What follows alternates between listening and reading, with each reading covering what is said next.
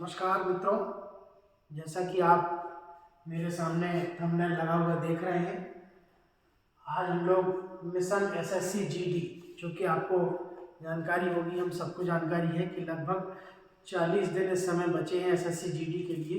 तो आज हम लोग एक नई सीरीज शुरू कर रहे हैं, मिशन एसएससी जीडी। इसके तहत हम लोग जितने भी इम्पोर्टेंट क्वेश्चन हैं एसएससी जीडी में जीएस के लिहाज से, स्टैटिक जीके के दृष्टिकोण से, इनकी सीरीज आज हम लोग शुरू करने वाले हैं। मित्रों, आज मैं फिर अपने चैनल पे एक बार दोबारा आपका स्वागत करता हूं।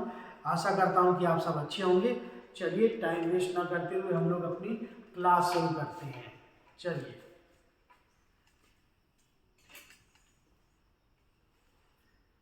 मित्रों, पहला क्वेश्चन है दोस्तों,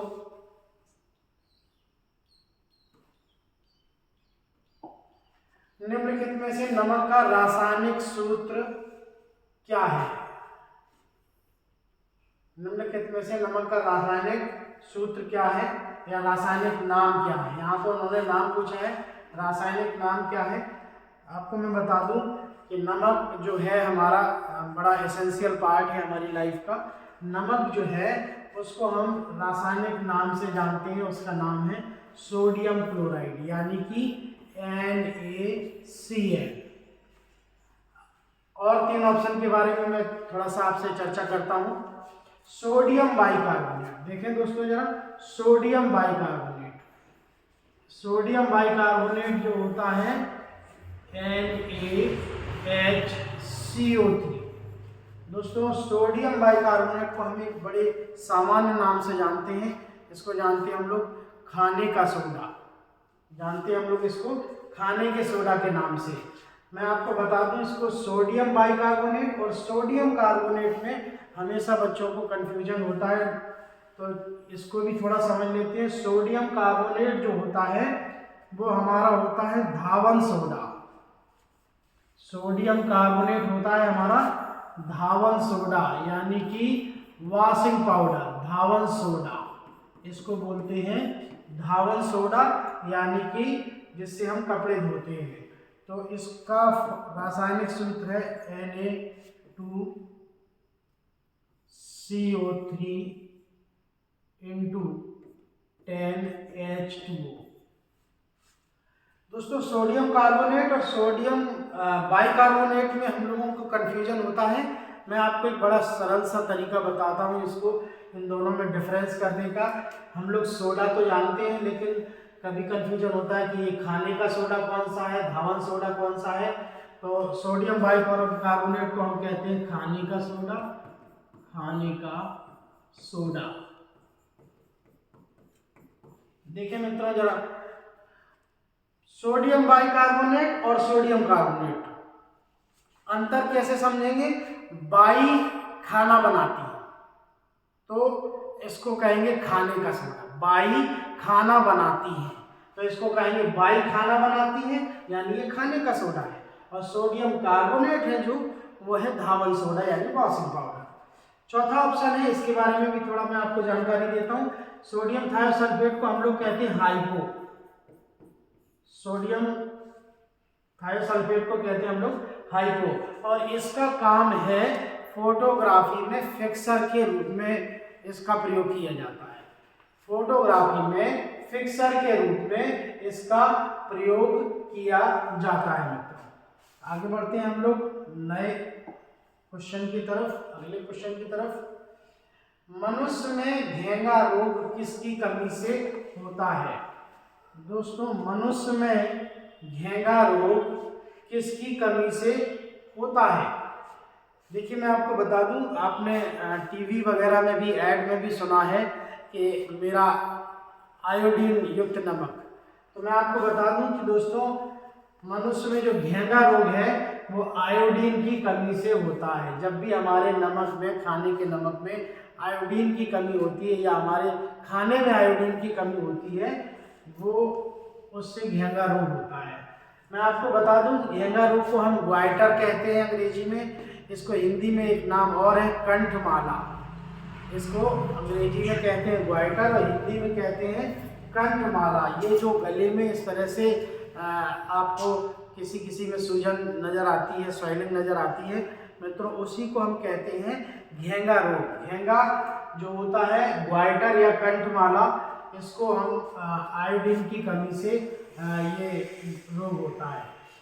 दोस्तों आयोडीन का सोर्स एक तो हमारा आयोडीन युक्त नमक होता है, और जितने भी सी फूड होते हैं उन सब में आयोडीन भरपूर मात्रा में मिलता है। आगे बढ़ते हैं। विटामिन की कमी से बहुत सारे रोग होते हैं। प्रोटीन की कमी से मित्रों क्वाइशियोर्कर और मरासमस रोग होते हैं।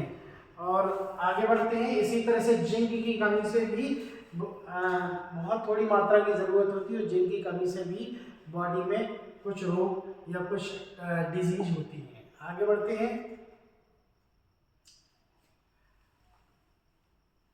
अगला क्वेश्चन है हमारा, डेसिबल किसे मापने की इकाई है? डेसिबल जो है दोस्तों ये ध्वनि तीव्रता का मात्रक है। डेसिबल ध्वनि तीव्रता का मात्रक है। इनके ऑप्शन पे और आगे बढ़ते हैं। विद्युत धारा को मापने के लिए हम एम्पियर का प्रयोग करते हैं दोस्तों। भूकंप को मापने के लिए सीस्मोग्राफ का प्रयोग करते हैं, या फिर रिक्टर स्केल का प्रयोग करते हैं। और आवेग जो होता है मित्रों, आवेग का मतलब होता है बल की दिशा में लगाए गए समयांतर के गुणनफल को हम आवेग कहते हैं। बल और उसकी दिशा में लगाए गए समयांतर के गुणनफल को हम लोग आवेग कहते हैं। तो मित्रों डेसिबल जो होता है वो ध्वनि तीव्रता का मापन है, या ध्वनि तीव्रता के मापने की इकाई है। अगले प्रश्न की तरफ हम लोग बढ़ते हैं। प्रकाश का वेग अधिकतम होता है। ऑप्शन है हमारे पास हीरा, पानी, निर्वात, हाइड्रोजन। दोस्तों सभी को पता है कि प्रकाश जो है हमारा, उसको गमन करने के लिए किसी माध्यम की आवश्यकता नहीं होती है। अब सवाल आता है कि यदि कोई माध्यम होता है तो उसमें प्रकाश की गति कैसी होगी। जैसे दोस्तों प्रकाश की गति का जो अंतर है वो इस तरह से देखा जा सकता है कि जैसे माध्यम सघन होता जाएगा उसी तरह से हमारे प्रकाश की गति में अंतर आता जाएगा। तो सबसे पहला एक क्वेश्चन यहाँ पूछा गया है कि प्रकाश का वेग अधिकतम होता है। तो निर्वात जो वैक्यूम होता है वहाँ पर किसी प्रकार का माध्यम नहीं होता है, जिसकी वजह से प्रकाश की गति निर्वात में यानी वैक्यूम में अधिकतम होती है। अब बात आती है अन्य तीन ऑप्शन की। तो जहाँ जहाँ जैसे माध्यम सघन होता जाएगा वैसे ही प्रकाश की गति थोड़ा कम होती चली जाएगी। तो अब इन तीन ऑप्शन की बात करें, यहाँ सबसे तेज होगी यानी सबसे फास्ट होगा, इसको हम 1 नंबर दे सकते हैं। अब पानी, हाइड्रोजन और हीरा।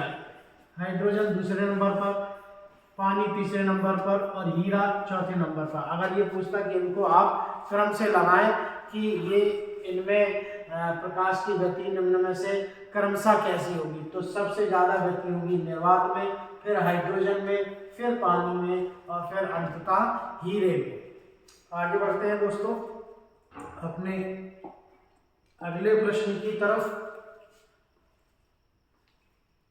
पॉजिट्रॉन की खोज किसने की?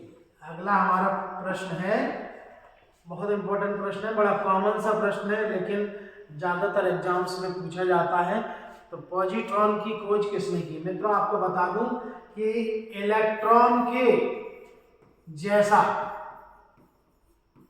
पॉजिट्रॉन, इलेक्ट्रॉन के स्वभाव जैसा ही पॉजिट्रॉन भी एक तत्व है, एक कण है। और इसकी खोज करने वाले जो थे हमारे एंडरसन थे, कार्ल एंडरसन थे।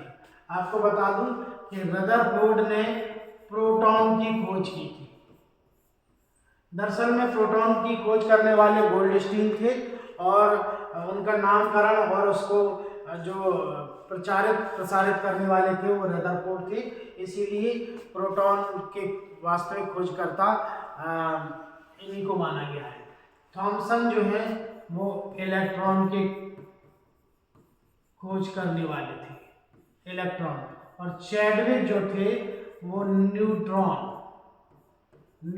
के खोज करता थे, और एंडरसन जो थे वो पॉजिट्रॉन के खोजकर्ता माने जाते हैं। आगे बढ़ते हैं। अगला प्रश्न है हमारा मित्रों, भारत में निर्मित प्रथम कंप्यूटर कौन सा था? मैं आपको बता दूं कि भारत में निर्मित प्रथम कंप्यूटर सिद्धार्थ था। भारत में निर्मित प्रथम कंप्यूटर सिद्धार्थ था। यहां पर एक नाम और दिया गया है, परम। दोस्तों मैं आपको बता दूं कि भारत में निर्मित पहला सुपर कंप्यूटर परम 8000 था।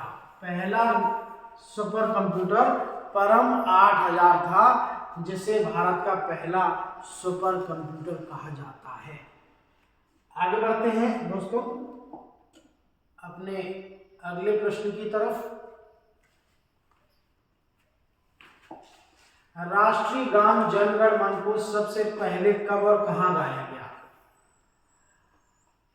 देखते हैं जरा। मैं आपको बता दूं कि राष्ट्रीय गान जन गण मन के रचयिता जो है वो रविंद्रनाथ टैगोर हैं, और ये जनगण मन जो है राष्ट्रीय गान, इसको सबसे पहले 1911 में कोलकाता अधिवेशन में गाया गया। सबसे पहले 1911 में कोलकाता अधिवेशन में गाया गया, और गायक जो थे वो इनकी डॉक्टर रविंद्रनाथ टैगोर की जो भतीजी थी सरला, उन्होंने ये जनगण मन सबसे पहले इसी अधिवेशन में गाया था। आगे बढ़ते हैं नए प्रश्न की तरफ। शक संवत पर आधारित राष्ट्रीय पंचांग का अंतिम महीना कौन है? देखें जरा, शक संवत पर आधारित राष्ट्रीय पंचांग।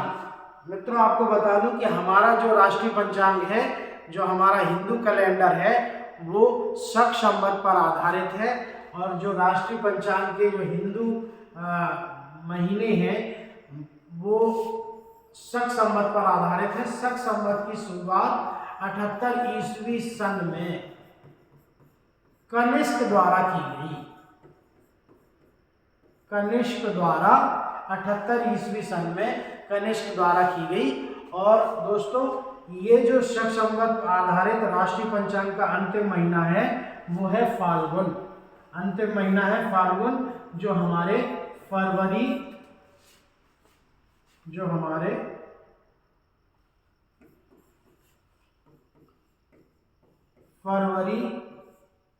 मार्च में पड़ता है।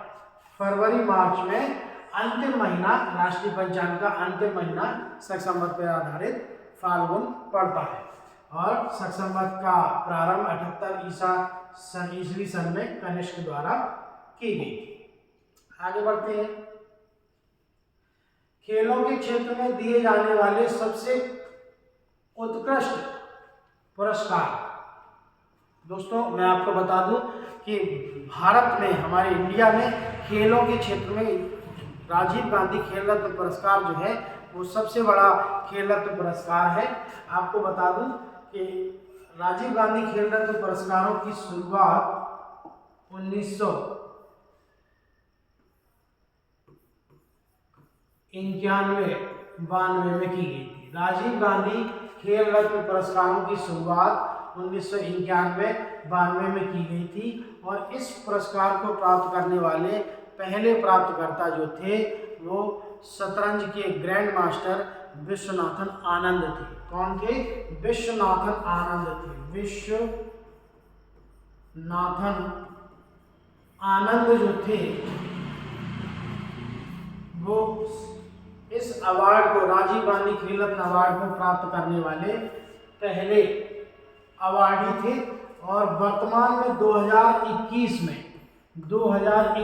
में इस पुरस्कार का नाम यानी राजीव गांधी खेल रत्न पुरस्कार का नया नाम जो है 2021 में कर दिया गया है मेजर ध्यानचंद पुरस्कार। मेजर ध्यानचंद जो थे वो हमारे झांसी जिले के थे और आपको मैं बता दूं कि इन्हें दद्दा उपनाम से भी जाना जाता है। आगे बढ़ते हैं। पंचायती राज सर्वप्रथम किस राज्य में लागू किया गया? मित्रों क्वेश्चन है हमारा दोस्तों कि पंचायती राज जो है किस राज्य में लागू किया गया। मैं आपको थोड़ा इसके बारे में बताता हूं। जो पंचायती राज है, जो हमारा पंचायती राज है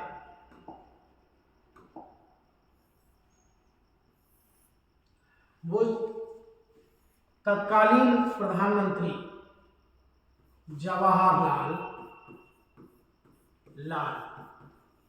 नेहरू जी के नेतृत्व में लागू किया गया इसको, और राजस्थान के नागौर जिले, कहां से लागू किया गया इसको? राजस्थान के नागौर जिले के एक गांव से इसकी शुरुआत की गई दोस्तों। और इसकी शुरुआत जो की गई 2 अक्टूबर 1959 से इसको प्रारंभ किया गया। जो पंचायती राज है वो सर्वप्रथम राजस्थान के नागौर जिले से के गांव से इसको प्रारंभ किया गया और इसकी शुरुआत 2 अक्टूबर 1959 को की गई। और इसको शुरू कराने वाले जो हमारे प्रधानमंत्री, पूर्व प्रधानमंत्री जवाहरलाल नेहरू। आगे बढ़ते हैं। भूदान आंदोलन का प्रारंभ किसके द्वारा किया गया? भूदान आंदोलन का प्रारंभ किसके द्वारा किया गया? दोस्तों देखें जरा, भूदान आंदोलन जो था वो हमारे आचार्य विनोबा भावे के द्वारा किया गया। आचार्य विनोबा भावे के द्वारा सन 1951 में भूदान आंदोलन की शुरुआत की गई। क्या था भूदान आंदोलन? भूदान आंदोलन ये था कि इनके द्वारा ये आंदोलन चलाया गया कि जितने भी जमींदार हैं उनको अपनी जमींदारी का 1/6 भाग कम से कम 1/6 भाग गरीबों को दान दे देना चाहिए। अपनी जमीन का 1/6 भाग दोस्तों दान करना चाहिए। ये आंदोलन इन्होंने चलाया था। आगे बढ़ते हैं। गांधी इरविन समझौता कब संपन्न हुआ? हमारा अगला प्रश्न है, गांधी इरविन समझौता कब संपन्न हुआ? दोस्तों मैं आपको बता दूं कि 5 मार्च 1931 को गांधी इरविन समझौता, उस समय जो हमारे गांधी जी थे और तत्कालीन वायसराय लॉर्ड इरविन के बीच में ये समझौता किया गया। गांधी जी और लॉर्ड इरविन के बीच में यह समझौता किया गया। मित्रों आपको बता दूं, इसका ऑप्शन हो जाएगा 1931। मैं आपको इसके साथ साथ बताना चाह रहा हूं कि ये समझौता करने के बाद ही भारत में नमक बनाने का जो नमक बनाने की छूट थी वो हमको मिली और हम अपना नमक बना पाए। अगले प्रश्न की तरफ हम लोग बढ़ते हैं। महात्मा गांधी द्वारा चलाए गए आंदोलनों में सबसे पहला आंदोलन कौन था? महात्मा गांधी द्वारा चलाए गए आंदोलनों में सबसे पहला आंदोलन कौन था? चलिए देखते हैं। मैं आपको बता दूं कि गांधी जी ने भारत में वो कह रहा है गांधी जी द्वारा चलाए गए पहले आंदोलन में, हमको इनमें से पहला आंदोलन बताना है। मैं आपको बता दूं दोस्तों कि गांधी जी ने अपना पहला आंदोलन की शुरुआत दक्षिण अफ्रीका से करी, जब उन्होंने उनको ट्रेन से बाहर निकाल दिया गया, ट्रेन के एक रिजर्व डिब्बे से, कि उसमें कहा गया कि उसमें सिर्फ गोरे बैठ सकते हैं, अंग्रेज बैठ सकते हैं। तो वहाँ से गांधी जी ने अपना सत्याग्रह शुरू किया।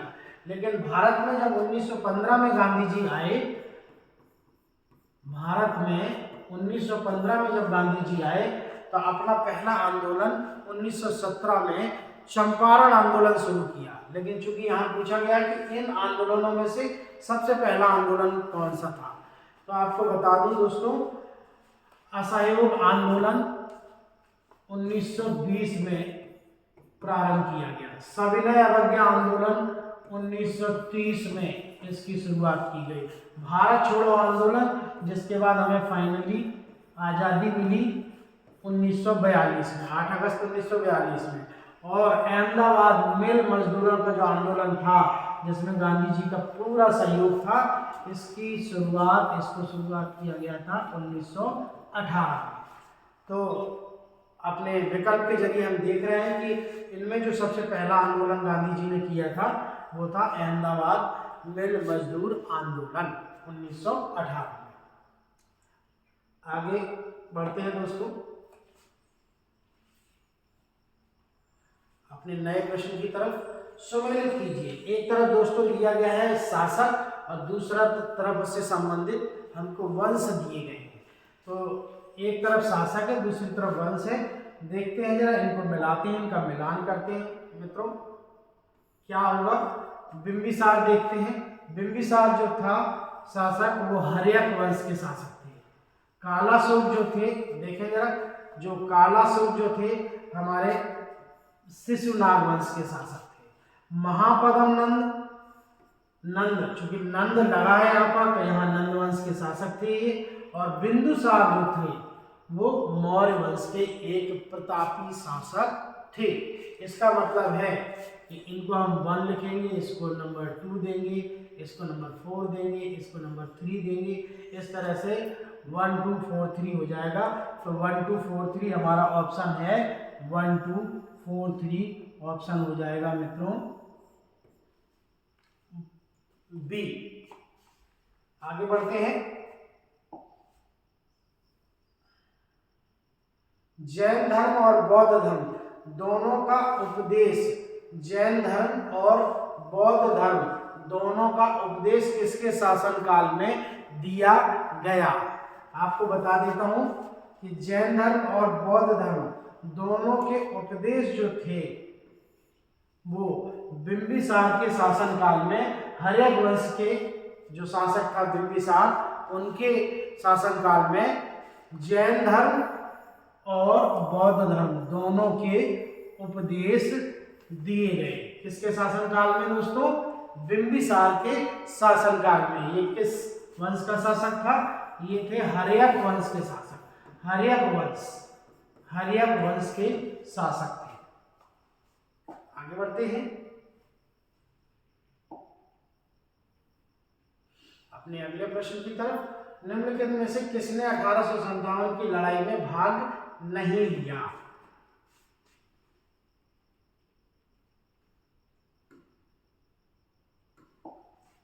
निम्नलिखित में किसने 1857 की लड़ाई में भाग नहीं लिया? दोस्तों मैं आपको बता दूं कि भारत की जो स्वतंत्रता हमको प्राप्त हुई, हमारे देश की जो स्वतंत्रता मिली, उसमें पहला विप्लव या पहला आंदोलन स्वतंत्रता के लिए जो लड़ा गया था वो 1857 में लड़ाई लड़ी गई थी, या पहला आंदोलन लड़ा गया था 1857 में। आपको बता दूं कि लक्ष्मीबाई जो थी हमारी, वो झांसी जिले में इस आंदोलन के लिए नेतृत्व कर रहे थे। तात्या टोपे ग्वालियर और बहादुर शाह जफर जो थे वो उस समय ये मुगल सम्राट, मुगल शासन के अंतिम शासक भी थे, जो उनके हाथ में इस पूरे आंदोलन की कमान थी और ये जो थे वो दिल्ली में बैठे इस आंदोलन की कमान संभाले हुए थे। इसका मतलब है कि किसने 1857 की लड़ाई नहीं लड़ी, वो थे हमारे भगत सिंह, जिन्होंने ये लड़ाई नहीं लड़ी थी। आगे बढ़ते हैं। राज्यसभा के सदस्यों का कार्यकाल कितने वर्ष का होता है? राज्यसभा के सदस्यों का कार्यकाल कितने वर्ष का होता है? दोस्तों मैं आपको बता दूं कि लोकसभा के सदस्यों का कार्यकाल 5 वर्ष का होता है। लोकसभा के सदस्यों का कार्यकाल 5 वर्ष का होता है, जबकि राज्यसभा के सदस्यों का कार्यकाल 6 वर्ष का होता है। राज्यसभा के सदस्यों का कार्यकाल 6 वर्ष का होता है। दोस्तों हमारी जो संसद है उसमें राज्यसभा को हम उच्च सदन कहते हैं, लोकसभा को हम निम्न सदन कहते हैं, और राज्यसभा कभी भी भंग नहीं होती है। कई बार ऐसे भी प्रश्न किया जाता है कि राज्यसभा कितने वर्ष बाद राज्यसभा का गठन किया जाता है, तो आपको इस बात का ध्यान रखना है कि राज्यसभा कभी भी भंग नहीं होती है। आगे बढ़ते हैं दोस्तों। किसी भी राज्य के उच्च न्यायालय के न्यायाधीशों, क्वेश्चन कहता है किसी भी राज्य के उच्च न्यायालय के न्यायाधीशों के वेतन एवं भत्ते किस निधि के द्वारा दिए जाते हैं? आपको मैं बता दूं, जो हमारे बजट है उनमें अलग अलग निधियां होती हैं। तो इसमें आपको बता दूं कि जो चूंकि राज्य की बात कर रहा है, राज्य के उच्च न्यायालय, तो ये जो है राज्य की संचित निधि द्वारा इसको राज्य के उच्च न्यायालय के न्यायाधीशों के वेतन एवं भत्ते भारित होते हैं या इनको दिया जाता है। आगे बढ़ते हैं दोस्तों। सहारा मरुस्थल किस महाद्वीप में स्थित है? सहारा मरुस्थल जो है दोस्तों वो अफ्रीका महाद्वीप में स्थित है। अफ्रीका महाद्वीप को हम अंध महाद्वीप भी कहते हैं। आपको मैं ये भी बता दूं कि सहारा मरुस्थल जो है विश्व का सबसे बड़ा मरुस्थल भी है।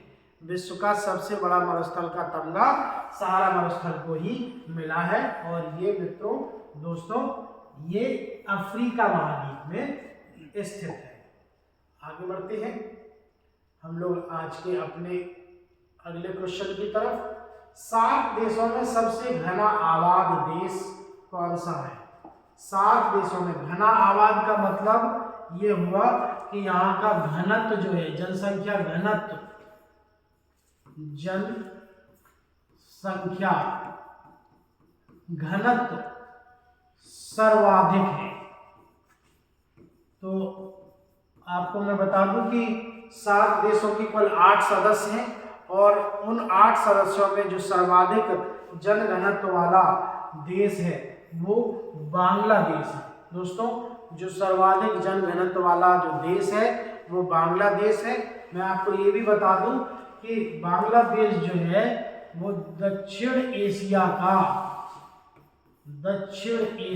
का भी सर्वाधिक जनघनत्व वाला देश है। सर्वाधिक दक्षिण एशिया का सर्वाधिक जनसंख्या घनत्व वाला देश भी बांग्लादेश है। दोस्तों आज ये हमारा क्वेश्चन का जो सेशन है मिशन एसएससी जीडी का, ये आज यहीं पूरा होता है। अगर ये वीडियो आपको पसंद आया है तो प्लीज़ प्लीज़ प्लीज़ इसको सब्सक्राइब करें, लाइक करें और ज़्यादा से ज़्यादा शेयर करें। और हाँ, अगर आप हमारी अगली वीडियो पाना चाहते हैं तो बेल आइकन बटन दबाना ना भूलें। जय हिंद दोस्तों।